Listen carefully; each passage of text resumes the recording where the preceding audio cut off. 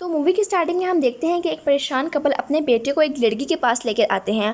वो लड़की एक किस्म की एक्सोसिस्ट थी, यानी कि उसका स्पिरिट्स पे कंट्रोल था और वो लोगों की हालत देख के समझ आती थी कि आखिर उसके साथ क्या मसला है और किसी स्पिरिट ने तो इसको कंट्रोल नहीं किया हुआ। तो वो उस कपल से पूछते हैं कि आखिर क्या हुआ। तो वो कपल बताता है कि 3 दिन से इसको बहुत तेज़ फीवर है और इसकी बॉडी शिवरिंग है, मतलब कि ये कांपता बहुत ज़्यादा है। तो वो समझ आती है कि इसको किसी सोल ने किया हुआ है अपने कंट्रोल में। तो वो उनसे कहती है डोंट वरी, आप इसको अंदर लें। और वो पूछती है कि 3 दिन पहले क्या हुआ। तो कपल बताता है कि इसने किसी लड़की का नेकलेस स्टोल किया था। हमने बहुत कोशिश की हम उसको वापस कर दें, लेकिन ना तो वो सोल वापस लेती है और ना ही इसकी जान छोड़ती है। तो एक्सोसिस्ट उन सबको जल्दी से अंदर ले जाती है और वहाँ अंदर भी उस बच्चे को काफ़ी ज़्यादा सोल्स नज़र आती हैं, जैसे कि उनके हाथ नज़र आ रहे हो, जैसे वो उनको उसको ड्रा रही हों।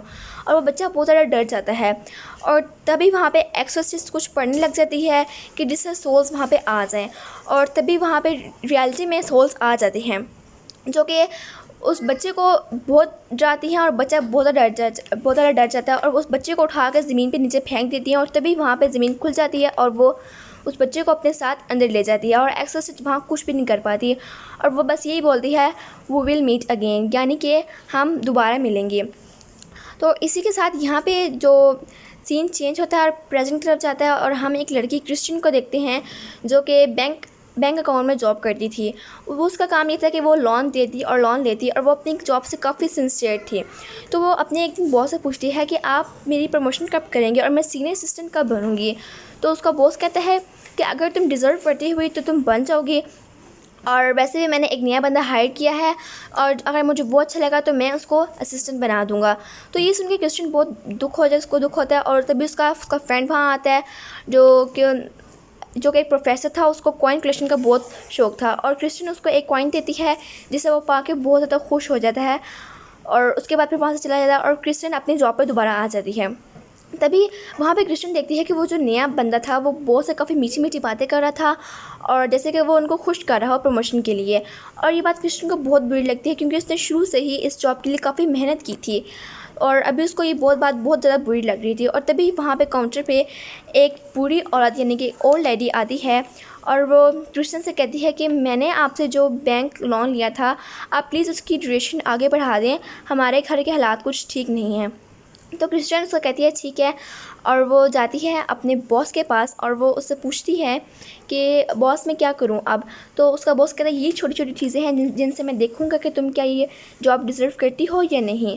तो क्रिश्चियन ना चाहते हुए भी अब जाती है उसकी ओल्ड लेडी के पास और अपने बॉस को खुश करने के लिए वो उस ओल्ड लेडी को कहती है कि आई एम सॉरी, मैं आपकी मदद नहीं कर सकती और मैं आपका लोन आगे इसकी डेट बढ़ा नहीं सकती। तो ये सुन के वो ओल्ड लेडी बहुत परेशान हो जाती है और रोने लगती है कि आप कैसे नहीं बढ़ा सकती, मुझे ज़रूरत है, मैं आपके ऐसे भी वापस नहीं कर सकती। तो क्रिश्चियन ऐसी थी तो नहीं, लेकिन प्रमोशन के लिए उसको ऐसा करना पड़ा और तभी वहाँ पे वो सिक्योरिटी को कॉल करती है और उसको कहती है कि यहाँ से आके ले जाओ। तो वो ओल्ड लेडी समझती है कि इसने सबके सामने मेरी इंसल्ट की और वो बहुत ज़्यादा गुस्सा हो जाती है उससे और वो कहती है तुमने मेरी सबसे ज़्यादा इंसल्ट की, मैं तुमसे इसका बदला लूँगी। और वो ऑलरेडी बहुत ही अजीब थी, उसके नेल्स बहुत बड़े बड़े थे, डर्टी जैसे कई दिनों से काटे ना और उसकी एक आंख पत्थर की थी। खैर सिक्योरिटी उसको बाहर ले जाती है और उसको बाहर फेंक देती है। इसके बाद क्रिश्चियन रात को अपने घर जा रही होती है अपनी जॉब से फारिग होके। तभी उसे गाड़ी में लगता है कि बैक सीट पे कोई बैठा हुआ है। जब वो पीछे मुड़ के देखती है तो पीछे वही ओल्ड लेडी बैठी होती है। उसने क्रिश्चियन पे काफ़ी दफ़ा हमला किया लेकिन क्रिश्चियन ने ख़ुद को डिफेंड करते हुए उसको गाड़ी से बाहर फेंक दिया और उसके बाद वो क्रिश्चियन उसको गाड़ी से बाहर फेंक देती है और उसके बाद वो ओल्ड लेडी उसकी कांच पे फेंकती है, उसको बाहर की सीट के ले आती है, उसका एक कोट का एक बटन उतार देती है और उस पर कुछ पढ़ने लग जाती है। क्रिश्चियन को कुछ समझ नहीं आता कि क्या होता है, लेकिन उसी वक्त क्रिश्चियन बेहोश हो जाती है और वो गिर जाती है। उस ओल्ड लेडी के तीत भी बहुत ही ज़्यादा अजीब थे, यानी कि वो इंसान को तो थे नहीं और क्रिश्चियन वहाँ बेहोश हो जाती है। जब क्रिश्चियन की आँख खुलती है तो वो देखती है वहाँ पे ना तो ओल्ड लेडी है और ना कुछ और, लेकिन वहाँ पे पुलिस है जो कि सिर्फ कुछ इन्वेस्टिगेशन कर रही है कि यहाँ पे क्या हुआ था।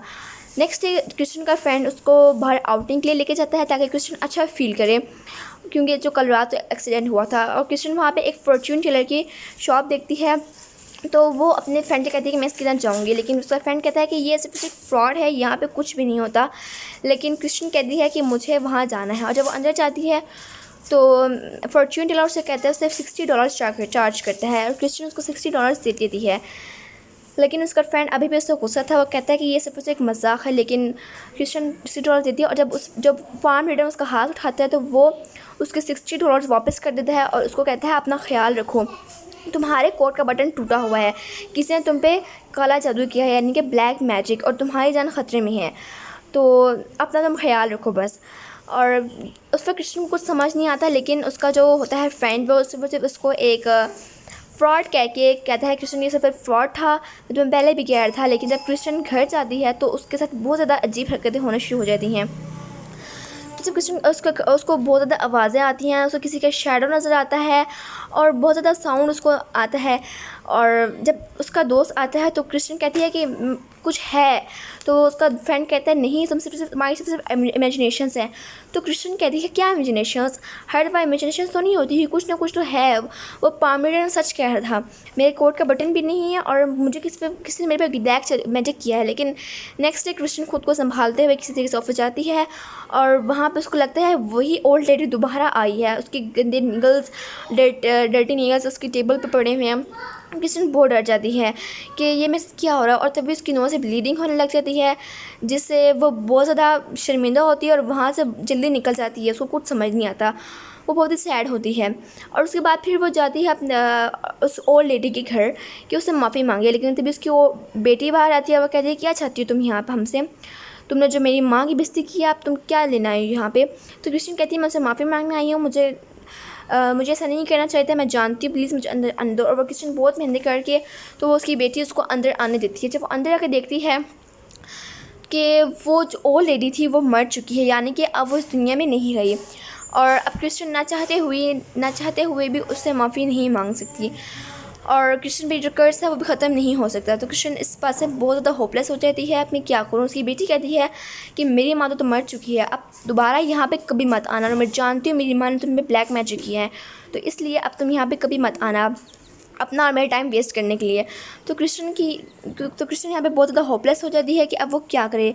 लेकिन फिर उसे समझ नहीं आती, लेकिन फिर वो जाती है फॉर्च्यून टेलर के पास और उसको बताती है कि वो औरत मर चुकी है। तो फॉर्च्यून टेलर कहता है कि तुम पे जो उसने मैजिक किया वो ब्लैक मैजिक है, और इसका कर्ज बहुत ज़्यादा थी, पहले 3 दिन तुम्हें बहुत ज़्यादा सताएगा कर्ज, तुम चाहोगे खुद की जान ले, लेकिन तुम खुद की जान लेके नहीं पाओगे, लेकिन और तीसरे दिन आके ये ब्लैक मैजिक तुम्हें ये कर्ज अपने साथ जहन्नम में ले जाएगा, यानी कि हेल में ले जाएगा।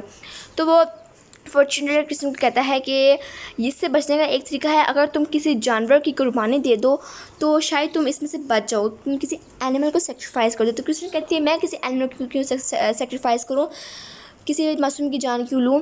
तो फॉर्च्यून टेलर कहता है इस तरह करना पड़ेगा, वरना वो सोल आकर तुम्हें ले जाएगी उसकी सोल की बजाय। तो क्रिश्चियन को यहाँ कुछ समझ नहीं आता, और वो फॉर्च्यून टेलर बताता है किस तरह तुमने जानवरों को ज़बह करना और सेक्रीफाइस करना है। जब तुम्हें लगे वो सोल तुम्हारे पास आ रही है तुम उसको सेक्रीफाइस कर दो। अब क्रिश्चियन घर जाती है और वो उसको जो सोल होती है बहुत ज़्यादा तंग करती है। तो क्रिश्चियन इससे सबसे तंग आके अपनी प्यारी पेट बिल्ली को अपने पास बुलाती है और उसको सेक्रीफाइस कर देती है एक नाइफ़ की मदद से। क्रिश्चियन की वो बहुत प्यारी पेट थी, लेकिन क्रिश्चियन इस सॉल से बहुत ज़्यादा तंग आ चुकी थी और उसको अपने बैक यार्ड में दफना देती है। तभी उसका फ्रेंड उसके पास आता है और कहता है कि मैं तुमसे शादी करना चाहता हूँ, तुम मेरे पेरेंट्स आके कब मिल लो। तो क्रिश्चियन बहुत खुश हो जाती है और क्रिश्चियन उसकी फ़ैमिली के लिए एक केक बनाती है और वेल ड्रेस्ड होके जाती है उनकी फ़ैमिली के घर। और वो सब लोग बहुत ज़्यादा खुश थे क्रिश्चियन को देख के, और इनके बीच में बहुत अच्छी बातें भी हो रही थी। सब अपना केक एंजॉय कर रहे थे और खा रहे थे, लेकिन जब क्रिश्चियन अपना केक खाने लगती है तो उसको अपने केक में से उसी बूढ़ी औरत की आंख नज़र आती है, और उसको ना बहुत ज़्यादा आवाज़ें भी आ रही थी और जिससे वो बहुत ज़्यादा परेशान हो गई थी। और लेकिन फिर भी क्रिश्चियन खुद के ऊपर कंट्रोल रखे, ऐसे शो करे जैसे कुछ हुआ ही नहीं, लेकिन वो आवाज़ें बहुत ज़्यादा बढ़ रही थी, क्रिश्चियन के कंट्रोल से बाहर हो गई थी। और जहाँ से आवाज़ें आ रही थी क्रिश्चियन वहाँ पे एक ग्लास फेंक देती है। उसके बाद वो बहुत ज़्यादा शर्मिंदा हो जाती है कि ये क्या हो गया, और उसकी जो मदर थी वो भी ये देख के बहुत शॉक थी। तो क्रिश्चियन वहाँ से चली जाती जल्दी, और जो उसकी फ्रेंड की मदर थी वो कहती है ये वो लड़की तुम्हारे बिल्कुल डिज़र्व नहीं है, तो बेहतर होगा तुम इसको भूल जाओ। क्रिश्चियन घर आती है फॉर्च्यून टेलर के पास। फॉर्च्यून टेलर कहती है तुमने तो कहा था कि एक मैं बिल्ली किसी जानवर को मार दूँ तो मेरे से कस हट जाएगा, मैंने अपनी प्यारी बिल्ली को तुम्हारे कहने पे सेक्रीफाइस कर दिया, लेकिन वो सोल अभी भी मेरे पीछे है। तो वो फॉर्च्यून टेलर कहता है कि वो टाइम अब निकल चुका है, अब हम कुछ नहीं कर सकते। तो क्रिश्चियन को बहुत बुरा लगता है कि वो क्या करे। तो क्रिश्चियन को वो कहता है कि एक लेडी है जो कि हमारी मदद कर सकती है, लेकिन वो बहुत ज़्यादा पैसे चार्ज करती है, क्या पता वो हमारी हेल्प कर दे। अब यहाँ पे तुम्हारी जान जा भी सकती है, लेकिन चांसेस हैं कि तुम बच भी सको, तुमसे एक कर्ज हट भी जाए। 50-50 चांसेस है कि तुम बच जाओ और 50% चार्ज है कि तुम मर जाओ। तो लेकिन वो उसको होप देता है कि तुम शायद बच जाओ। तो क्रिश्चियन जाती है अपने ऑफिस में और वहाँ से वो अपने जो बॉस होता है उसको कहती है कि बॉस आप मुझे लोन दें प्लीज़, जब मेरी प्रमोशन होगी तो मैं आपको अपनी सैलरी से पैसे दोबारा रिटर्न कर दूँगी। तो उसका बॉस कहता है प्रमोशन? कैसी प्रमोशन? तुम्हारा तो मेंटली हेल्थ ही सही नहीं है, मैं तुम्हें प्रमोट नहीं कर सकता, और मैंने उस नए लड़के को प्रमोट कर दिया है। Best of luck for the next time. तो क्रिश्चियन ये सुन के बहुत ज़्यादा परेशान हो जाती है, क्योंकि उसने शुरू से इस जॉब के लिए बहुत मेहनत की थी और वो घर आके अपने कुछ सामान बेचने लगी है, लेकिन तब भी उसके लिए पैसे पूरे नहीं हो सकते। और तभी उसका फ्रेंड आता है और वो उसको कहता है कि क्रिश्चियन ये लो पैसे और तुम उस ओल्ड लेडी के पास ले जाओ। तुम ये मत समझना कि मैंने तुमसे पैसे के लिए अपना ताल्लुक़ तोड़ लिया है और ये तुम पैसे लो और तुम जाओ, तुमसे बढ़ के मेरे लिए कुछ इंपॉर्टेंट नहीं है। तो क्रिश्चियन जब जाती है उसी ओल्ड लेडी घर, और हम देखते हैं कि ये वही घर है जो कि हमें मूवी के स्टार्टिंग में दिखाया गया था। और जब क्रिश्चियन उस घर के जहाँ पे वो इनोसेंट बच्चा ज़मीन के अंदर चला गया था, अब क्रिश्चियन ना जाती है तो ये ओल्ड लेडी वही एक्सोसिस्ट होती है, और वो क्रिश्चियन को बताती है कि कुछ साल पहले एक बच्चे के ऊपर भी ही कर्ज था जिसकी मदद नहीं कर पाई और वो ज़मीन के अंदर चला गया। और वो एक्सोसिस्ट कहती है कि मैं आज तक खुद को माफ़ नहीं कर पाई कि मैंने उसकी मदद क्यों नहीं की, और वो बहुत ही सैड हो जाती है। और उसके बाद वो क्रिश्चियन को प्रॉमिस करती है कि मैं तुमसे प्रॉमिस करती हूँ मैं तुम्हारी इस मदद ज़रूर करूँगी जितना मुझसे हो पाया। और वो क्रिश्चियन को वही जगह दिखाती है जहाँ पे वो बच्चा ज़मीन के अंदर गया था। अब ये टोटल 4 लोग जाके टेबल पर बैठ जाते हैं, एक एक्सोसिस्ट, एक क्रिश्चियन और एक फॉर्च्यून टेलर और एक जो एक्सोसिस्ट है उसका असिस्टेंट। अब ये सब प्लान करते हैं हमने क्या करना है। अब वो एक्सोसिस्ट उसको समझाती है क्रिश्चियन को, जब तुम्हें फील हो कि सोल तुम्हारे अंदर आ रही है, ये तुम्हारे आसपास है, तो तुम इस बकरे पे हाथ रख देना। और अपने असिस्टेंट को कहती है कि जैसे तुम्हें फील हो कि इस बकरे के अंदर वो सोल आ गई है, तुम इसे सेक्रीफाइस कर देना। अब एक्सोसिस्ट कुछ पढ़ने लग जाती है और तभी वहाँ पे सचमुच की सोल भी आ जाती है और वो एक्सोसिस्ट के अंदर आ जाती है। तो तभी वहाँ पे जो पाम रीडन यानी कि फॉर्च्यून टेलर था वो उससे पूछता है कि तुम क्या चाहती हो। तो वो सोल कहती है क्रिश्चियन की सोल चाहिए मुझे। तो एकदम से क्रिश्चियन उसका हाथ उठा के उसी बकरे के ऊपर रख देती है और वो सोल उस बकरे के अंदर चली जाती है और वो बकरा काफ़ी डेडली किस्म का हो जाता है। और वो जो असिस्टेंट था वो फ़ौरन से उसको सेक्रीफाइस करने के लिए आगे बढ़ता है, लेकिन तभी वो बकरा उसके हाथ पे काट देता है, जिससे वो सोल उस असिस्टेंट के अंदर चली जाती है, जिससे अब वो सोल उसके अंदर थी और वो भी काफ़ी डेडली किस्म का हो चुका था। और वो क्रिश्चियन को मारने के लिए आगे बढ़ता है, लेकिन तभी जो एक्सोसिस्ट थी वो उसको अपनी सारी एनर्जी निकाल के उसके जिस्म से वो सोल को निकाल लेती है और उसको कामयाब हो जाती है। लेकिन इतनी ज़्यादा एनर्जी लूज़ होने के बाद वो एक्सोसिस्ट मर जाती है और जो क्रिश्चियन की लास्ट होप थी अब वो भी नहीं थी। और क्रिश्चियन इस बात से बहुत ज़्यादा सैड थी कि उसकी वजह से किसी की जान चली गई है। अब एक्सोसिस्ट उसको बताता है कि अब हमारे पास लास्ट ऑप्शन यही बचा है कि जिस बटन पे उस ओल्ड लेडी ने तुम पे ब्लैक मैजिक किया था तुम वो बटन लो और किसी मामूली इंसान को दे दो, जिससे तुम पे जो कर्ज होगा वो किसी और पे चला जाएगा। अब ये क्रिश्चियन उसका फ्रेंड जा रहे होते हैं और क्रिश्चियन के पास वही इन्वेलप होता है जिसमें वो बटन होता है जिसपे उसने ब्लैक मैजिक किया हुआ था। अब रास्ते में कोई बुरा आदमी आ जाता है और जिसकी वजह से उनको गाड़ी रोकनी पड़ती है और उसके क्रिश्चियन की सारी फाइल्स और बटन भी आपस में मिक्स हो जाते हैं। लेकिन क्रिश्चियन का घर भी आ गया था तो जल्दी से क्रिश्चियन अपने फ़ाइल उठाती है और वो एनवेलप ले लेती है। और वो उसका फ्रेंड कहता है कल हम रेलवे स्टेशन में मिलेंगे और सोचेंगे कि हमने क्या करना है, इस बटन को किसको देना है। अब क्रिश्चियन सोच रही होती है कि मैं बटन किसको दूँ और वो एनवेलप साथ लेके एक कैफ़े में गई होती, लेकिन उसका कहीं दिल नहीं चाहता कि वो किसी इनोसेंट पर्सन की जान ले ले, क्योंकि वहाँ पे बहुत ज़्यादा लोग थे, लेकिन उसका किसी भी दिल नहीं कहा कि वो किसको दे। तो अब दोबारा आती है फॉर्च्यूनर के पास, उसको कहती है कि क्या मैं ये बटन किसी मुर्दे इंसान को दे सकती हूँ, ज़रूरी है कि मैं किसी इंसान को दूँ। तो फॉर्चून टेलर कहता है हाँ, तुम किसी मुर्दे इंसान को भी दे सकती हो, तुम उसी ओल्ड लेडी को वापस कर दो जिसने तुम पे ब्लैक मैजिक किया था, इसी तरह उसका ब्लैक मैजिक रिवर्स हो जाएगा।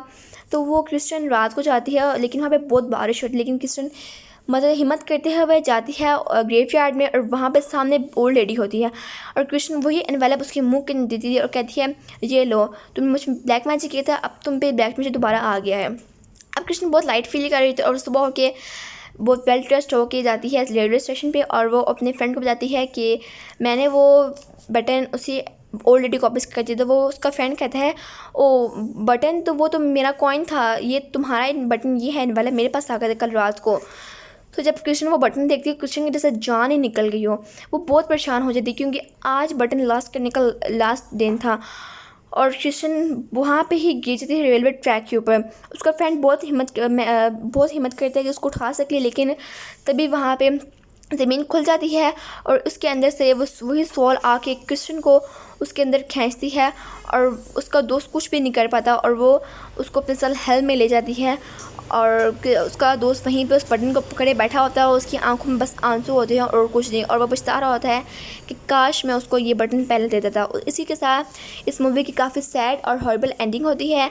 तो आपसे रिक्वेस्ट है चैनल को सब्सक्राइब कर दें, वीडियो को लाइक कर दें और शेयर कर दें। I will meet you in the next video, till then take care and bye.